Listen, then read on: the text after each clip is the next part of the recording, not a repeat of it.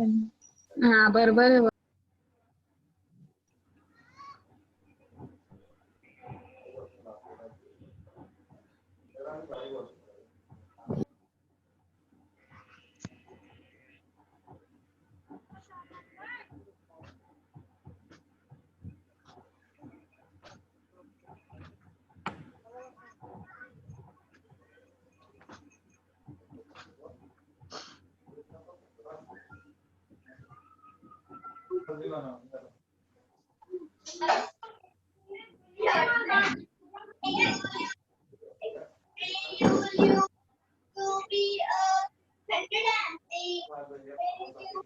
तर आपण सगळेजण आपला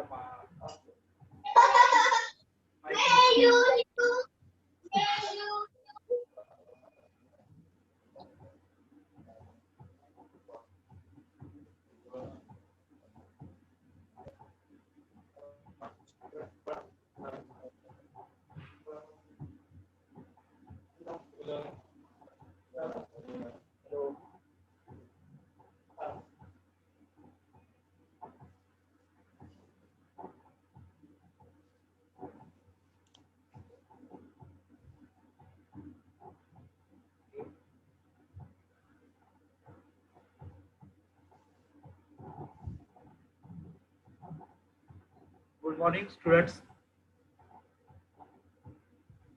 आपण मागल्या पिरियडला कम्युनिटी ऑर्गनायझेशनची कन्सेप्ट आणि डेफिनेशन बघितली आणि ही कन्सेप्ट आणि डेफिनेशन बघत असताना आपल्याला काही शंका होत्या, काही प्रश्न होते. जोशीने प्रश्न विचारला होता मागल्या पिरियडला की सर संघ म्हणजे समूह का, संघ म्हणजे समूह का. तर मित्रांनो एक लक्षात घ्या की आपण व्यक्ती सहयोगार्यांतर्गत व्यक्तीचा अभ्यास करतो, गट कार्याअंतर्गत गटाचा अभ्यास करतो. गट असो किंवा समुदाय ते सांघिक भावना इथे अपेक्षित आहे. संघ म्हणजे काय, ती युनिटी. संघ म्हणजे काय, ते एकात्मता. संघ म्हणजे काय, तर एकरूप होणं. आणि हे सगळ्या प्रक्रिया जिथे होतात त्याला आपण संघ. पण संघ म्हणजे समूह नव्हे, संघ म्हणजे एखादा समुदाय नव्हे. आपण अनेक वेळा खेळाच्या भाषेत संघाचं संकल्पना मांडतो की खेळ कबड्डीचा संघ, खो खोचा संघ. संघ म्हणजे टीम. संघ म्हणजे टीम जे गटाचा भाग आहे. तर गट एकत्र लोक येतात एखाद्या विशिष्ट उद्दिष्ट प्राप्तीसाठी, तेव्हा तो संघ तयार होतो, तो गट तयार होतो. पण गटामध्ये सांघिक भावना, संघ असं म्हणजे काय, तर गट असणं. आणि संघाच्या पलीकडे अनेक संघ जेव्हा एकत्रित येतात किंवा अनेक गट जेव्हा एकत्रित येतात तेव्हा त्याला आपण समुदाय असं म्हणतो. एम.जी. रॉसने जी काही व्याख्या केली ती मागची आपण बघितली होती, ती तुम्हाला समजली पण असणार. तुम्ही कदाचित ती गुगल क्लासरूमला वाचली असणार.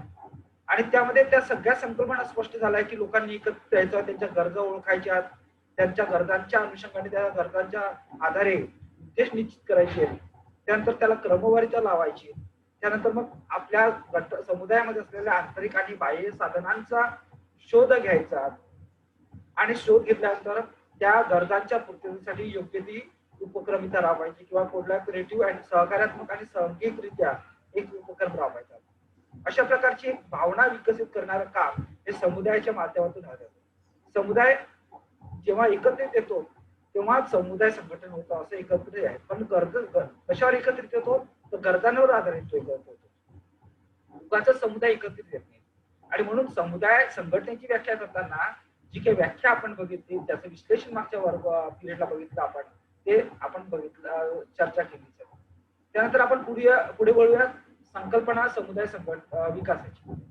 आता आपण समुदाय पहिले बघितलं. आता समुदाय म्हणजे काय, तर विशिष्ट भूप्रदेशात समान बोलीभाषा, समान राहणीमान, समान संस्कृती आणि विशिष्ट उद्दिष्ट प्राप्तीसाठी एकत्र राहणारा अनेक समूहांचा गट किंवा एक अनेक समूह म्हणजे समुदाय. समुदाय संघटन काय म्हटलं आपण मग, समुदाय संघटन. आता समुदाय आपली कन्सेप्ट झाली, त्याच्या पुढची संकल्पना आहे समुदाय संघटन. समुदाय संघटन प्रक्रियेमध्ये आपण असं म्हटलं आहे की लोक एखाद्या विशिष्ट गरजांची ओळख करून घेतात, त्या गरजांना प्राधान्य हॅलो करून सर. देतात. यस यस, हॅलो हा हॅलो बोला. सर. हॅलो बोला. सर जेव्हा अनेक गट एकत्र येतात तेव्हा त्यांचा संघ तयार होतो सर. काय संघ म्हणजे काय? आता संघ म्हणजे काय तुला मगाशी सांगितलं, खेळाचा संघ, कबड्डीचा संघ, खो खोचा संघ, किती लोक तर येतात? तो संघ वेगळा असतो सर. बर, संघ म्हणजे समुदाय नव्हे. संघ म्हणजे समुदाय नव्हे. संघ म्हणजे काय? अनेक गट म्हणजे समुदाय. अनेक गट म्हणजे संघ नव्हे. कारण की संघ ही संकल्पना मर्यादित लोकांसाठी आहे, समुदाय ही संकल्पना मर्यादित लोकांसाठी नाही. आलं का लक्षात? हॅलो. हो हो सर. कारण काय होतं, आपण कन्फ्युज कुठे होतो, तू कन्फ्युज कुठे झालीस की अनेक गट जेव्हा एकत्रित येतात तेव्हा त्याला समुदाय होतो, पण तसं नव्हे. कारण संघाची संकल्पना जिथे अभिप्रेत आहे ती अनेक गटांमध्ये अभिप्रेत आहे. म्हणजे एखादा विशिष्ट उद्दिष्ट प्राप्तीसाठी एकत्र आलेल्या लोकांचा समूह म्हणजे गट असं आपण म्हणतो. त्या लोकांचा गट म्हणजे आपण गटकार्य असं म्हणतो. आणि जेव्हा अनेक संघ एकत्रित येतात तेव्हा किंवा अनेक गट जेव्हा एकत्रित येतात तेव्हा तिथे आपोआपच समुदायाची निर्मिती होते. आपण असं म्हणत नाही आता संघ राज्य आहे असं आपण भारताला म्हणतो, बरोबर आहे? तुझी संकल्पना त्या अनुषंगाने विचार घेतली तर संघ राज्य भारत आहे. म्हणजे किती गट आहेत तिथे, किती राज्य आहेत भारतामध्ये, किती राज्य आहेत, केंद्रशासित प्रदेश किती आहेत, आणि सगळे मिळून जे झालं ते झालं भारत एक संघ राज्य. आलं का लक्षात? कारण हो कन्सेप्ट ही आहे की भारत एक अनेक गटांनी बनलेला आहे. अनेक गट म्हणजे कोणकोणत्या? समजा महाराष्ट्र आहे, गुजरात आहे, राजस्थान आहे, हरियाणा आहे, चंदीगड आहे, किंवा अजून कुठले राज्य आहेत, पंजाब आहे, असेच आंध्र प्रदेश आहेत, हे सगळे आहेत. तसे केंद्रशासित प्रदेश आहेत. या सगळ्यांनी मिळून सगळे एकत्रित आले आणि सगळे एकत्रित येऊन जी काही एकत्रितपणे जी समुदाय तयार झाला त्याला संघराज्य. पण समजा सपोज महाराष्ट्र एक संघराज्य असं म्हणू शकतो का आपण? नाही म्हणू शकत. किंवा मग दिल्ली हे संघराज्य म्हणू शकतो का? नाही म्हणू शकत. एक लक्षात घेणं आवश्यक आहे की संघराज्याची संकल्पना जी आपण विचारात घेतो, कारण की तुम्ही घटना वाचली असेल किंवा घटनेच्या अनुषंगाने कायद्याच्या संदर्भातला विचार केला असेल तर संघराज्य जेव्हा संकल्पना म्हणतो तेव्हा अनेक राज्य, अनेक भारतात मध्ये असलेले अनेक राज्य, केंद्रशासित प्रदेश म्हणून जे एकत्रितपणा तयार होतो त्याला संघराज्य म्हणतात. आणि त्या अनुषंगाने ही संकल्पना समुदायामध्ये अभिप्रेत आहे. तर त्याच अनुषंगाने आपण समुदाय संघटनेची संकल्पना मांडली होती. आता आपण जाऊया पुढे समुदाय विकासाच्या संदर्भात. आता समुदाय बघितला, समुदाय संघटनेची संकल्पना आपण स्पष्ट केली, व्याख्या बघितली एम जी रॉची, आणि आपण समुदाय विकासाची संकल्पना बघतो. तर त्यात म्हटलं आहे की community development is a process.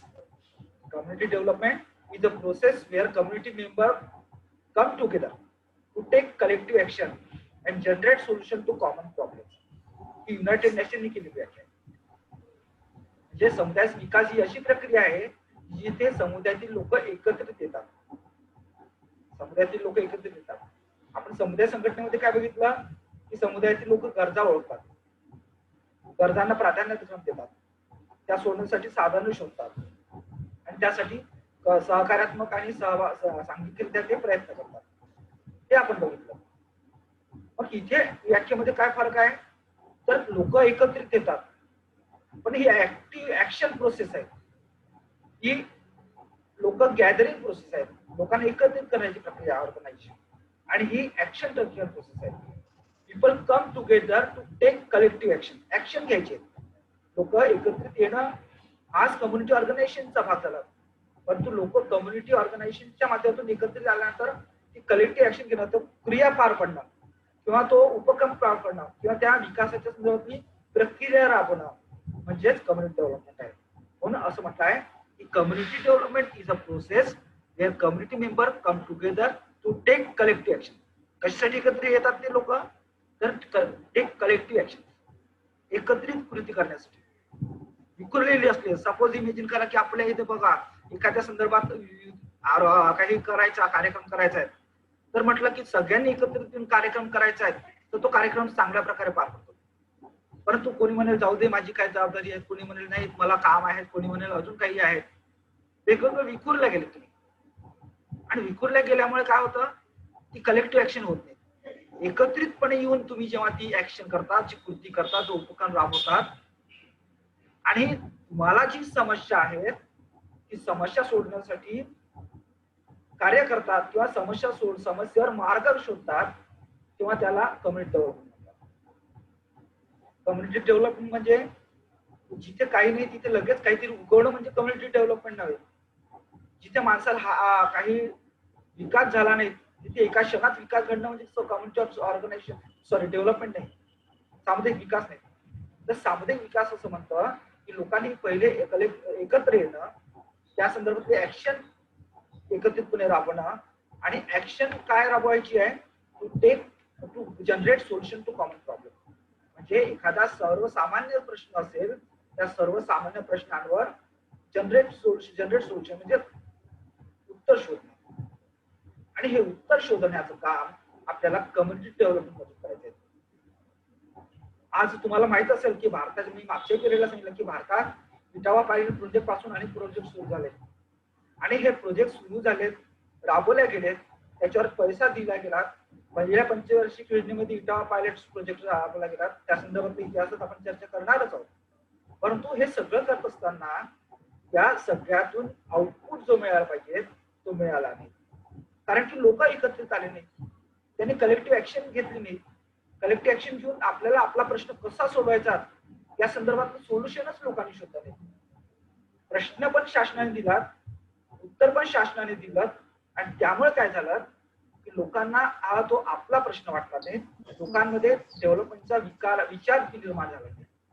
आणि म्हणून कम्युनिटी डेव्हलपमेंट मध्ये असं म्हणताय की community development is a process where community member come together to take collective action and generate solution to common problem. म्हणजे सर्वसामान्य प्रश्नांवर सोल्युशन शोधण्याचं, उत्तर शोधण्याचं काम हे कम्युनिटी डेव्हलपमेंट प्रोजेक्टच्या माध्यमातून किंवा कम्युनिटी डेव्हलपमेंटच्या माध्यमातून होत असतं. आणि म्हणून कम्युनिटी डेव्हलपमेंटची युनायटेड नेशन केलेली ही व्याख्या अशी आहे. त्याचं मराठीत आपण बघूयात की सामुदायिक विकास हा समुदायातील आवश्यक बदलांवर परिणामकारक कार्य करण्यासाठी. सामुदायिक विकास म्हणजे काय, तर समुदायातील घटकांना आवश्यक असणाऱ्या बाबी बाबतीत जे काही परिणाम आवश्यक आहेत, जे बदल अपेक्षित आहेत, जे चेंजेस अपेक्षित आहेत, ज्या गोष्टींमध्ये परिवर्तन अपेक्षित आहेत, ते त्यांच्या वैयक्तिक स्तरावरच असेल किंवा सामूहिक स्तरावरच असेल, हे शोधण्यासाठी, याचं उत्तर शोधण्यासाठी, याच्यावर मार्ग काढण्यासाठी लोकांमध्ये कौशल्य विकसित करायचे. Develop skill. लोकांना रेडीमेड पॅकेज दिले, लोकांना रेडीमेड सांगितलं की नाही तुमचा हा समस्या आहे. आता आपण बघा सगळ्या योजना जर बघितल्या तर सगळ्या योजनांमध्ये मला किती फायदा होणार आहे, मला किती लाभ होणार आहे, शासनाने मला किती अनुदान दिलं आहे, शासनाकडून मला काय भेटणार आहे, या मानसिकतेत अजूनही भारतीय समाज व्यवस्था आणि विशेषतः ग्रामीण समाज गुंतलेला आहे. आणि अशा परिस्थितीत आपल्याला जर त्यातून बाहेर काढायचं असेल तर ज्याला पार्टिसिपेटरी म्हणतो, पार्टिसिपेटरी मुवमेंट म्हणजे कम्युनिटी डेव्हलपमेंट. कम्युनिटी ऑर्गनायझेशनच्या माध्यमातून जे काही आपण उपक्रम राबवतो ते डेव्हलपमेंटल आस्पेक्ट म्हणून विचारात घेतो. म्हणून ऑर्गनायझेशन ही प्रक्रिया अशी आहे जी सामुदायिक विकासाला चालना देत असते. ऑर्गनायझेशन हे सस्टेनेबल असलं पाहिजे, हे मागच्या पिरियडला मी तुम्हाला सांगितलं होतं. आणि ऑर्गनायझेशन, कम्युनिटी ऑर्गनायझेशन करताना कम्युनिटी मधील प्रत्येक घटकांना त्याचा लाभ होणार आहे किंवा त्यामध्ये तो सहभागी होणार आहे या संदर्भातली भावना किंवा ते सहभागी झालं पाहिजे त्या संदर्भात चेतना कम्युनिटी ऑर्गनायझेशनच्या माध्यमातून ती मिळाली पाहिजे, तरच तो वैयक्तिक स्तरावर या सामूहिक स्तरावर कौशल्य विकास करण्यासाठी पुढाकार घेईल आणि त्यातून तो स्वतःला सक्षम बनवण्याचा प्रयत्न करेल. आणि म्हणून हे अत्यंत गरजेचं आहे की सामुदायिक विकास हे समुदायातील आवश्यक बदल, काय बदल आवश्यक आहेत, हे शुड आयडेंटिफाय देअर सेल्फ. त्यांना स्वतःला त्यांची ती ओळख करून घ्यायची. आपल्याला काय काय प्रश्न आहेत, आपल्याला काय काय अडचणी आहेत, आपल्याला मध्ये काय काय उणीव आहेत, ते वैयक्तिक स्तरावर नाही. कुठलाही बदल जो अपेक्षित असतो जेव्हा कम्युनिटी डेव्हलपमेंटचा आपण विचार करतो तेव्हा तो सामुदायिक स्तरावरचा असतो. आणि जेव्हा सामुदायिक स्तरावरचा बदल आपण विचारात घेतो तेव्हा सामुदायिक स्तरावर प्रत्येकाला त्याची गरज असते, प्रत्येकाला त्याच्यापासून अडत असतं, प्रत्येकाला वाटत की नाही हा प्रश्न सोडला तर मला मदत होऊ शकेल. आणि म्हणून या सगळ्या अनुषंगाने सांघिकरित्या किंवा सामुदायिकरित्या आपल्याला त्यावर विचार करणं आवश्यक आहे. आणि त्या आधारे जेव्हा सामुदायिक प्रश्न असला तरी त्याचा परिणाम हा वैयक्तिक आणि सार्वजनिक जीवनावर होत असतो, त्याचा परिणाम हा वैयक्तिक आणि सामूहिक जीवनावर होत असतो. आणि म्हणून त्याच्या वैयक्तिक आणि कौटुंबिक सामूहिक कौशल्य विकसित करून त्याला सक्षम बनवण्याचा प्रयत्न करतो असतो. उदाहरण घ्यायचं झालं की आता पाण्याचा प्रश्न आता नाही आहे गेल्या 1-1.5 वर्षापासून, पण पाण्याचा प्रश्न असताना वैयक्तिक स्तरावरचे हॅबिट्स आणि कौटुंबिक स्तरावरचे हॅबिट्स जर या हॅबिट लावल्या किंवा सवयी लावल्या की पाणी जपून वापरायचं, पाण्याचा कमी वापर करायचा किंवा त्या संदर्भातली योग्य प्रकारे नियोजन करायचं, ही जर धारणा, ही मानसिकता, ही भावना बनवण्याचा आपण जर व्यक्तीमध्ये प्रयत्न केला, त्यालाच ती सवय झाली म्हणजे ऑटोमॅटिकली पाणी कमी वापरण्याचं कौशल्य विकसित झालं. त्याचा परिणाम असा होतो की प्रत्येक जण पाणी कमी वापरत असेल, प्रत्येक जण नळाची तोटी बंद करत असेल, प्रत्येक जण वैयक्तिक स्तरावर पाण्याचा कमी वापर करून तो वाचवण्याचा प्रयत्न करत असेल, कौटुंबिक स्तरावरही त्या बाबतीत नियोजन असेल, तर त्याचा परिणाम असा होतो की पहिले तो व्यक्ती किंवा ते कुटुंब 10,000 लिटर पाणी दररोज वापरत असेल, तर ते आपण त्याला सक्षम बनवल्यामुळे किंवा त्याच्यामध्ये कौशल्य विकसित केल्यामुळे किंवा त्याच्या भावनिक दृष्टिकोनाचा विकास केल्यामुळे किंवा त्याच्यामध्ये मनपरिवर्तन केल्यामुळे त्याच्यामध्ये जे परिवर्तन झालं त्याचा परिणाम असा झाला की 10,000 लिटर पाणी एका कुटुंबाला दररोज लागत असेल तर ते 5,000 लिटरवर आले. मग त्याचा फायदा असा झाला की समुदायातील ज्या गरजा होत्या सर्व व्यक्तींपर्यंत ते पाणी पोचायला लागलं. मी मागे म्हटलं की 1500 लोकांचं गाव असेल आणि 150 लोक वाढले असतील, 1650 लोकांसाठी त्याचा फायदा होऊ शकतो. म्हणजे ही प्रक्रिया तिथे अपेक्षित आहे आणि या प्रक्रियेच्या अनुषंगाने आपल्याला तिथे विचार करणं आवश्यक आहे. म्हणून सामुदायिक विकास ही काही लगेच दिसून येणारी गोष्ट नाही. सामुदायिक विकास ही लगेच घडणारी प्रक्रिया नाही. सामुदायिक विकासामध्ये चिरंतर प्रक्रिया राबवणं अत्यंत गरजेचं आहे. चिरकाळ ते राबवणं अत्यंत सातत्यपूर्ण ते राबवणं गरजेचं आहे. आणि जेव्हा आपण ती सातत्यपूर्ण राबवू तेव्हा कुठेतरी सामाजिक विकासाची प्रक्रिया राबवण्याची दिसून येते. बदल ज्याला म्हणतो, कारण की सामाजिक विकासाची संकल्पना एका जणांनी फार सुंदर केली आहे. मी नेहमी तुम्हाला वर्गात पण सांगतो की सध्याची स्थिती आणि गाठावायची स्थिती यातील अंतर जेव्हा मिटतं किंवा कमी होतं किंवा संपतं तेव्हा त्याला आपण सामुदायिक विकास असं म्हणताय. मग सध्याची स्थिती काय, तर गावात 150 लोकांना पाण्याची सोय नाही. गाठायचं काय आपल्याला, तर 150 लोकांपर्यंत पाणी पोहोचवायचंय. मग जे 150 लोकांना पाणी नाही आहे, त्याची सोय नाही आहे, परंतु गाठायचं आहे की आपल्याला 150 लोकांपर्यंत पाणी पोहोचवायचं आहे. हे जे काही प्रक्रिया आहेत या दोघांमधली ती प्रक्रिया राबवणं म्हणजे लोकांमध्ये कौशल्य विकसित करणं. म्हणजे ज्यांच्याकडे 150 लोकांना जिथे पाणी भेटत नाही ही झाली आरंभिक अवस्था, प्रारंभिक अवस्था म्हणजे सुरुवातीची स्थिती. आणि आपल्याला गाठायचं आहे की त्या 150 लोकांना पाणी कोणत्या हालतीत द्यायचं आहे, पुरवायचं आहे, त्यांना भेटलं पाहिजे. मग हे काही ज्या लोकांना पाणी नाही आहे त्या लोकांपासून ज्या लोकांपर्यंत पाणी पोचवायचं आहे तिथपर्यंतची प्रक्रिया, तिथपर्यंतचा उपक्रम, तिथपर्यंतची एक सातत्यता, तिथपर्यंत एक कौशल्य विकसित करण्याचं काम, तिथपर्यंत नियोजन करण्याचं काम ज्या प्रक्रियेतून होतं त्याला विकास असं म्हणतात. म्हणून विकासाची संकल्पना जी सुंदररित्या केली आहे की सध्याची स्थिती आणि गाठावयाची स्थिती या दोघांमधलं अंतर जेव्हा मिटतं पण संपतं तेव्हा त्याला आपण विकास असं म्हणता येतो. आणि तो विकास आपल्याला तिथे काढायचा आहे. नाहीतर तात्पुरते ड्रम आणले किंवा गावामध्ये टँकर आलेत पिण्याच्या पाण्याचे, शासनाकडनं आले किंवा स्वयंसेवी संस्थाकडनं आले, ती गरज पूर्ण होत नाही, त्यांच्या समस्या सुटत नाही. ही तात्पुरती मलमपट्टी झाली. आपल्याला कायमस्वरूपी जर विकास करायचा असेल, समुदायामध्ये तशा प्रकारचं परिवर्तन करायचं असेल तर त्या लोकांमध्ये परिवर्तन करण्यासाठी काय काय आवश्यक आहे किंवा त्या गरजांची पूर्तता करण्यासाठी आपल्याला काय काय आवश्यक आहे याचा विचार करण्याची, याचं नियोजन करण्याची गरज आहे. आणि त्यालाच आपण मायक्रो प्लॅनिंग मध्ये विचार घेतलो होता मागच्या वर्षी कॅम्प. हे काय काय करता येईल, जिथे पाणी नाही तिथे कसं पाणी पोहोचवता येईल. आज तिथे पाणी नाही परंतु 1-2 वर्षात, 3 वर्षात, 4 वर्षात ते पाणी कसं पोहोचवता येईल, त्यासाठी लोकसहभाग कसा भेटेल, त्यासाठी पाणलोट क्षेत्राचे कार्यक्रम कसे राबवता येतील, या सगळ्याच्या माध्यमातून त्या लोकांपर्यंत पाणी पोहोचवण्याचं काम आपल्याला कशा प्रकारे करता येईल याचा विचार करणे, नियोजन करणे आणि कृती अंमलात आणणे म्हणजे सामाजिक विकास असं म्हटलेलं आहे. पुढे एक इंग्रजीची व्याख्या दिली आहे, community development refer to improve the life of community members in terms of their standard of living and reflected such as better health, education, etc. फार सुंदर व्याख्या आहे. सामुदायिक विकास काय आहे, तर सामुदायिक विकास म्हणजे लोकांच्या जीवनमान उंचवण्याची प्रक्रिया आहे. लोकांचं जीवनमान कशाच्या आधारावर उंचवतो आपण, आपलं आरोग्य असेल, शिक्षण असेल, रोजगार असेल, हे सगळ्या गोष्टी ज्या आहेत त्या सगळ्यांच्या आधारे आपण जीवनमान विचारात घेत असतो किंवा ते मोजत असतो. मग आपल्याला लोकांचं जीवनमान उंचवण्याची प्रक्रिया राबवायची. आता सपोज इमेजिन करा की तुमच्या कुटुंबातला एक जण शिकलेला आहे, तो नोकरीवर लागला आणि बाकी बेरोजगार आहेत, म्हणजे त्या कुटुंबाचं जीवनमान उंचावलं का? नाही उंचावलं.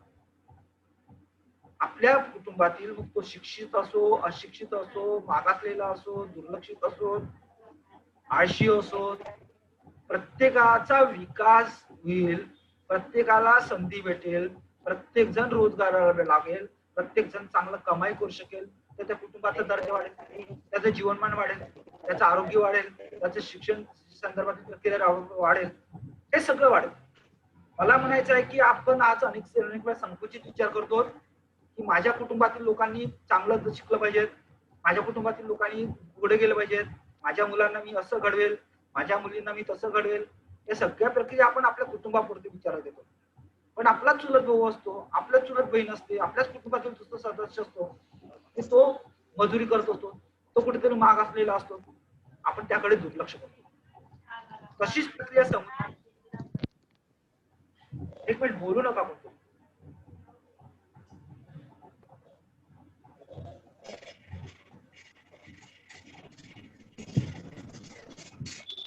अशीच प्रक्रिया आपण समुदाय विकासासंदर्भात आहे.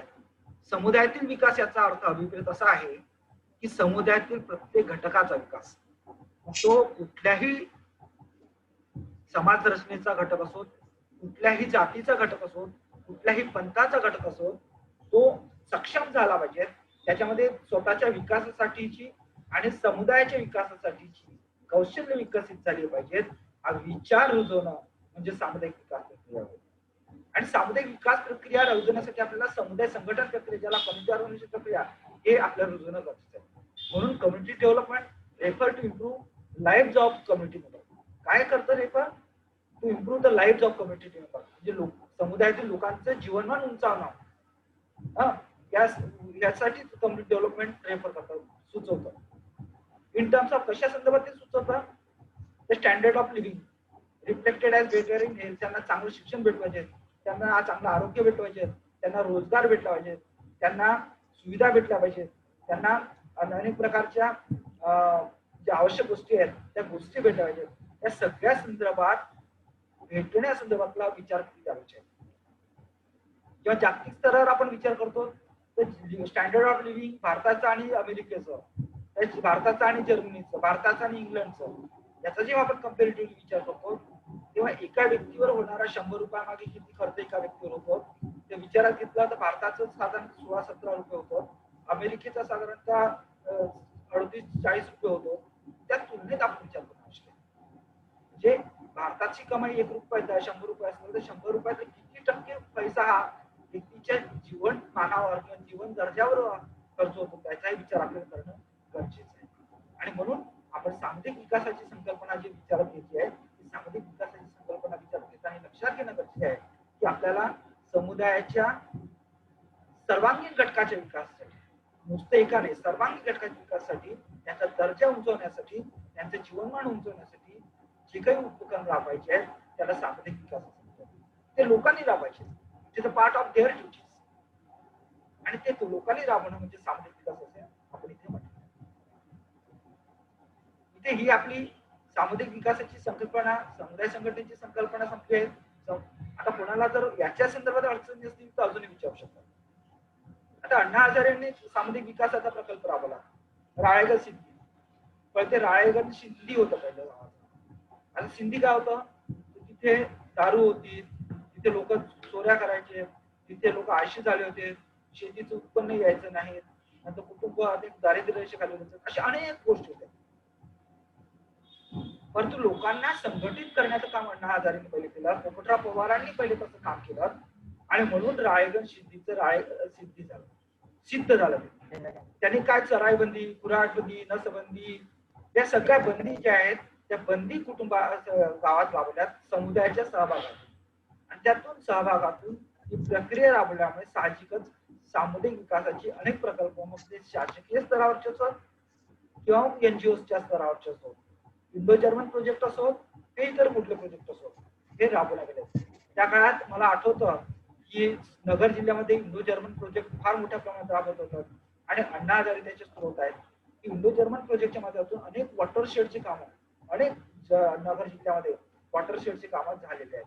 आणि म्हणून आपण असं म्हणतो की लोकसहभागातून जेव्हा एखादी प्रक्रिया राबवली जाते, लोकसहभागातून लोकांमध्ये चेतना निर्माण करून जेव्हा एखादी गोष्ट राबवल्या जाते तेव्हा आपल्याला जी काही प्रक्रिया घडून येते किंवा जे काही उपक्रम घडून येतात त्याला विकास प्रक्रिया असं म्हटलं जातं. ही सामाजिक विकासाची प्रक्रिया म्हणून आपण इथे आपण ही पीपीटी संपली आहे. आता आपण इतिहासाकडे वळतोय.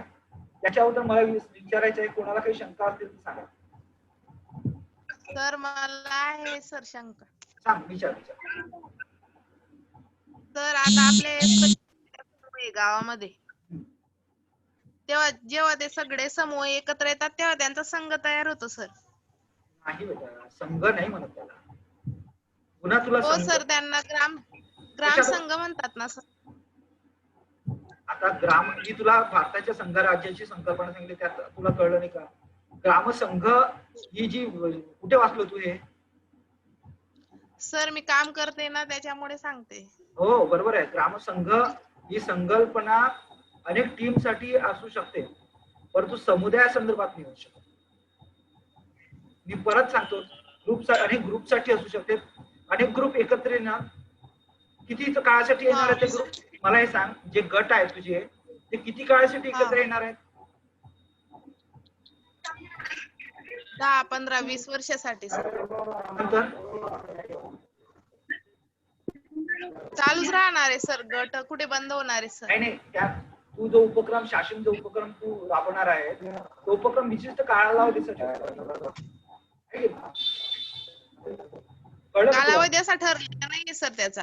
हो, पण तरी पण शासनाची योजना 2 वर्षासाठी 5 वर्षासाठी तुम्हाला दिलेला कालावधी बघा, दिला आहे 5 वर्षासाठी, 2 वर्षासाठी, 10 वर्षासाठी असा दिला असेल. कारण की कुठलाही उपक्रम जो असतो तो उपक्रम विशिष्ट कालावधी असतो, त्याला म्हणून उपक्रम म्हणतात. उपक्रमाला मर्यादा असते आणि जेव्हा एखादा उपक्रम दिला जातो तेव्हा विशिष्ट कालावधीसाठी असतो.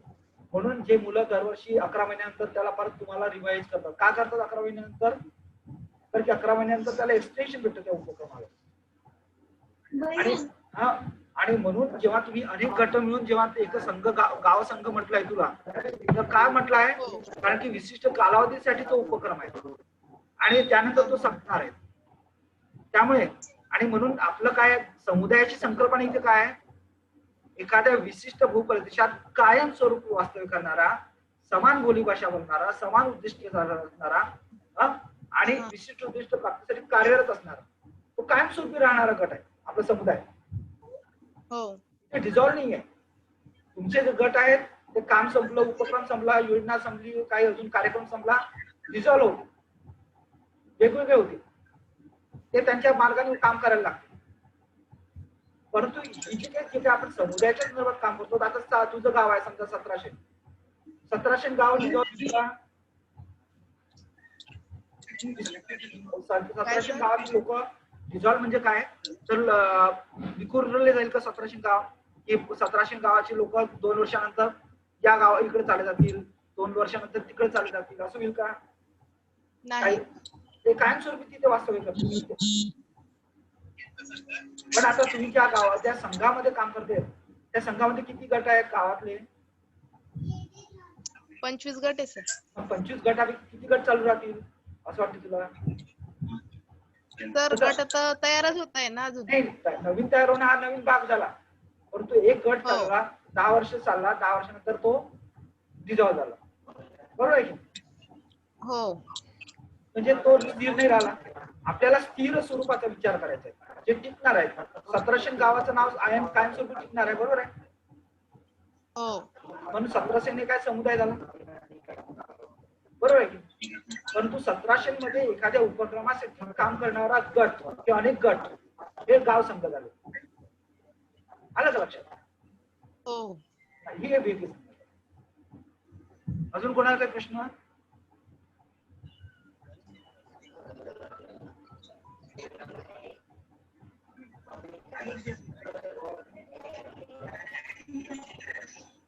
कोणाला काही प्रश्न असतील ते सांगा.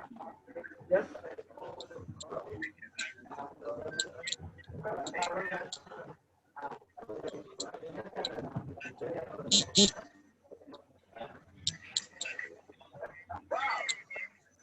दिसतंय का इतिहासाचं? इतिहास दिसतोय का? हो सर दिसतोय. हो सर. आपल्याला 9 मिनिटं बाकी आपल्याजवळ, म्हणून म्हटलं की काही प्रश्न असतील सांगा, कारण की इतिहास सुरू केला फार मोठा इतिहास आहे.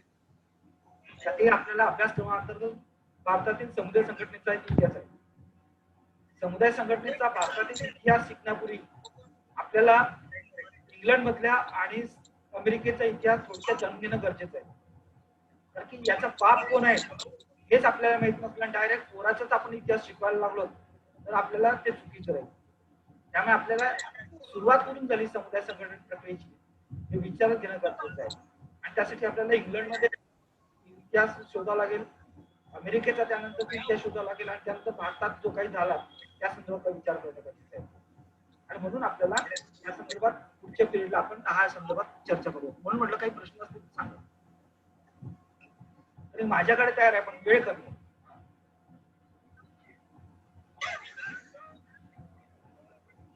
आणि सगळेजण गुगल क्लासरूमला बघता का?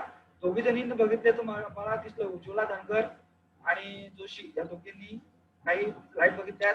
मी टाटा इन्स्टिट्यूटची एक व्हिडिओ टाकला होता, किती जणांना बघितलं मला माहित नाही. टाटा इन्स्टिट्यूटचा इंट्रोडक्शन जो होता, definition and concept of community organisation development, किती जणांनी बघितला? व्हिडिओ टाकला होता. माझे सगळे व्हिडिओ टाकले आहेत. सगळ्या आपण ज्या पीपीटी शिकवतो त्या पीपीटी सगळे आहेत, आणि हे तुमचं स्टडी मटेरियल आहे. तुम्ही हे स्टडी मटेरियल तुम्ही स्वतः वापरायला पाहिजे, कारण की ऑटोमॅटिकली तुमचा अभ्यास होऊन जाणार आहे.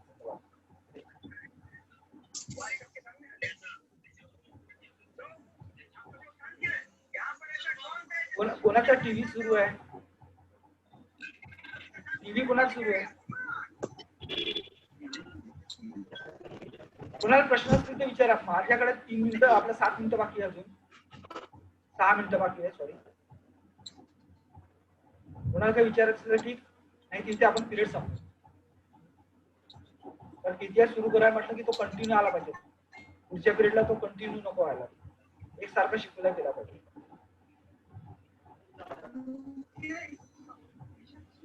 आणि काही मुलं अजूनही गुगल क्लासरूमला जॉईन झाले नाही. 34 मुलं फक्त जॉईन झाले. अजूनही काही जण गुगल क्लासरूमला जॉईन झाले नाही. तुम्हाला शिकवलेलं सगळं स्टडी मटेरियल गुगल क्लासरूमवर अवेलेबल आहे. सगळ्याच्या सगळं, तुम्हाला कुठेही फिरायची गरज नाही. त्यामुळे तुम्ही गुगल क्लासरूमचा वापर करा आणि तुम्हाला स्वतःच्या नोट्स तिथे उपलब्ध होऊ शकतात. तुम्हाला तिकडे लिहिण्याची, मी वैयक्तिक सांगतो की कोणाच्याही झेरॉक्स, कोणाच्याही नोट्स विकत घेऊ नका, त्या रेफर करू नका. मी सगळंच्या सगळं स्टडी मटेरियल तुम्हाला या गुगल क्लासरूमवर उपलब्ध करून देणार आहे. आजपर्यंत जेवढं शिकवलं तेवढं सगळं गुगल क्लासरूमवर उपलब्ध आहेत. आजचा जो भारताचा इतिहास मी आज शिकवणार होतो, इतिहास वेळेमुळे शिकू शकलो नाही, तो पुढच्या आज मी टाकणार आहे. तुम्ही तो वाचून घ्या आणि त्यानंतर पुढच्या पिरियडला तुम्हाला ते समजायला मदत होईल. तर आपण इथे थांबूया. काही हरकत नाही. कोणाला प्रश्न नाही ना? प्रश्न नाही? Okay, very good. फार हुशार. ज्याला प्रश्न पडतात तो खूप काही गोष्टींची हे करू शकतो, कार्य करू शकतो. प्रश्न पडला पाहिजे. प्रश्न पडणं हे एक चांगल्या विद्यार्थ्याचं लक्षण आहे. प्रश्न न पडणं हे अनेक वेळा अडचणीच जातं. मग पुढे अडचण आली तर ती सॉल्व्ह होऊ शकते. ओके,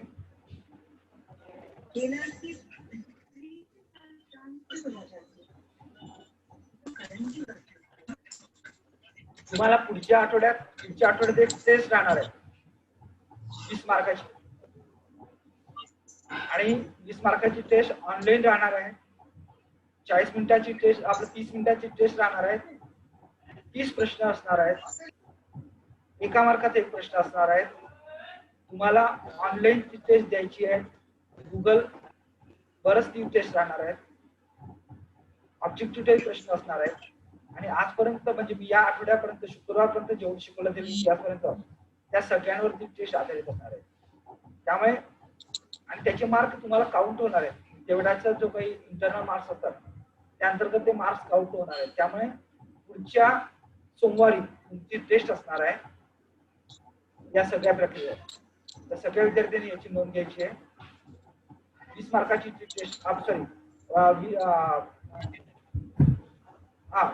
20 मार्काची टेस्ट असणार आहे सगळ्या विद्यार्थ्यांची. आता कोणाला काही याच्या बाबतीत शंका आहे टेस्ट बाबतीत? बोला विद्यार्थी मित्रांनो, तुम्हाला बोलण्यासाठी शिकायचं आपलं ऑनलाईन, अडचण असेल सांगा. गुगल क्लासरूम त्यासाठी शिकवलं त्याच्यावरच होणार आहे टेस्ट. 30 तारीख सोमवारी 30 मार्काची. हो. आणि आपण जेवढं शिकवलं शुक्रवारपर्यंत, म्हणजे येत्या शुक्रवारी पिरियड आहे माझा, त्या दिवसापर्यंत जितकं शिकवलं जाईल. आता आपण इतिहास शिकवणार आहोत आणि इतिहास शिकवणार जरी मी असलो तरी आजच मी गुगल क्लासरूमवर हे स्टडी मटेरियल टाकणार आहे. त्यामुळे तुम्हाला अभ्यासाला ते भेटून जाईल.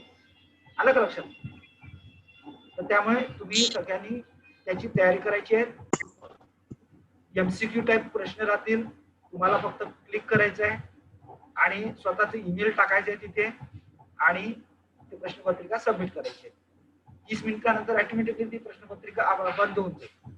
तुम्ही जर लेट आलात तर तुम्हाला कमी वेळ भेटेल, तुम्ही जर राईट टाइम आलात, बिफोर टाइम आलात तर तुम्हाला ते बिफोर टाइम भेटेल, म्हणजे ऑन टाइम भेटेल. या दृष्टीने तयारीला लागा. आजपर्यंत जेवढं मटेरियल शिकवलं आहे ते सगळं वाचा आणि टेस्ट द्या, तर की रिझल्ट लगेच भेटणार आहे तुम्हाला. रिझल्ट टेस्ट झाल्यानंतर 1 तासाच्या आत तो याच्यावर डिक्लेअर होईल आपल्या व्हॉट्सअप ग्रुपवर. ओके, कोणाला काही अडचण प्रश्न? ठीक आहे, चला काय